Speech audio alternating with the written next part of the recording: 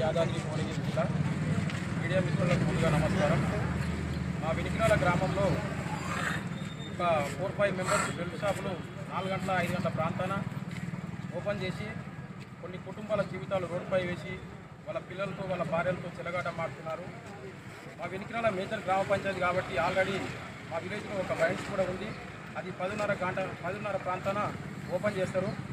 కాకపోతే ఏమైందంటే 4 గంటలకు డ్రింక్ చేసి ఉద్యోగానికి వెళ్ళకుండా ఆల్రెడీ డ్యూటీ పోయే సమయానికి ఫుల్ అయ్యి రోడ్డుపై ఎక్కడ పడితే అక్కడ పడుకొని ఇంట్లో ఉన్న భార్య బంగారం కానీ గిన్నెలు కానీ వెండి కానీ అమ్ముకొని తర్వాత వాళ్ళని తీవ్ర ఇబ్బందులకు గురి చేసి అవి చాలకుండా ఇంకో రోడ్డుపైకి వచ్చి దొంగతనాలకు పాల్పడుతున్నారు.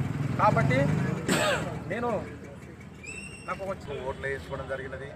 కావున ఇప్పుడు ఈ యొక్క బెల్ట్ షాపుల వల్ల మంచి యువత, చదువుకునే యువత మొత్తం రోడ్డు మీద పడడం జరిగినది. పెళ్ళిళ్ళు అయిన వారు పిల్లలకు చదువు చెప్పించలేక, పిల్లలు ఫీజులు కట్టలేక వాళ్ళని చూసుకోవడమే పనిచేయడం జరిగినది.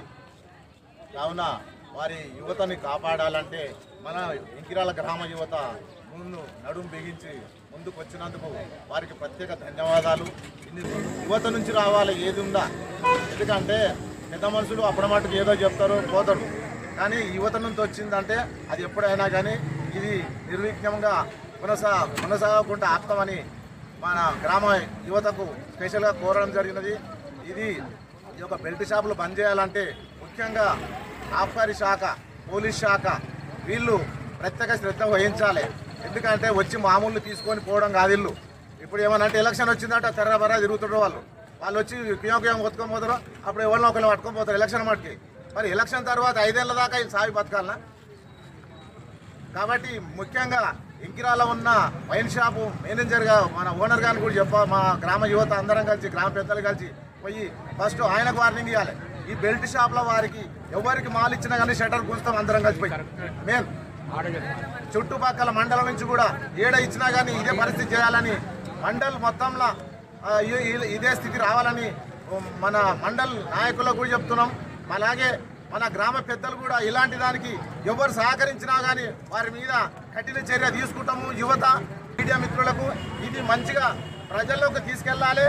ఇది కూడా ఎమ్మెల్యే గారి దృష్టికి కూడా తీసుకెళ్తామని కోరుతున్నాము. ఎందుకంటే ఒక మునుగోడు ఏరియాలో మన ఎమ్మెల్యేగా రాజగోపాల్ రెడ్డి గారు ఇలాంటి చొరవ సొంతంగా తీసుకొని బెల్ట్ షాపులు పనిచేయడం జరిగినది. కావున మన నియోజకవర్గంలో కూడా మన ఎమ్మెల్యే గారికి విన్నవించుకొని ఎమ్మెల్యే గారు కూడా అదే విధంగా తీసుకోవాలని కోరుతూ ఈ యొక్క చిన్న ఉపన్యాసం ముగిస్తున్నాను.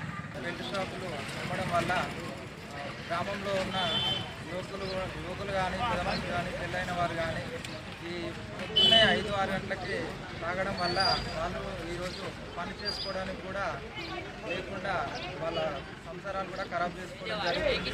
కాబట్టి ఈ బెల్ట్ షాపులు బంద్ చేయాలని చెప్పి ఊర్లో అమ్ముతున్న వారందరి దగ్గరికి వెళ్ళి యువత మొత్తం కదిలి ఈరోజు అందరికీ ఈ బెల్ట్ షాప్ నిర్వహిస్తున్న వాళ్ళందరికీ కూడా నిర్వహించొద్దని చెప్పేసి వార్నింగ్ ఇవ్వడం జరిగింది.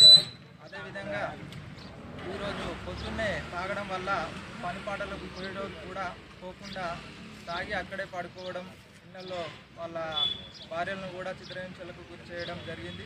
గతంలో కూడా కొందరు యువత చనిపోవడం కూడా జరిగింది. అందుకే ఈరోజు యువత అందరూ కదిలొచ్చడం రావడం వల్ల అందరికీ వార్నింగ్ ఇచ్చినాం. మనం ఇంకిరాల విలేజ్నే కాకుండా బీబీనగర్ మండలంలో కూడా ఇలాంటి బెల్ట్ షాపులు నిర్వహించకుండా చూడాలని ముందుగా అధికారులకు కూడా విన్నవించుకోవడం జరుగుతుంది.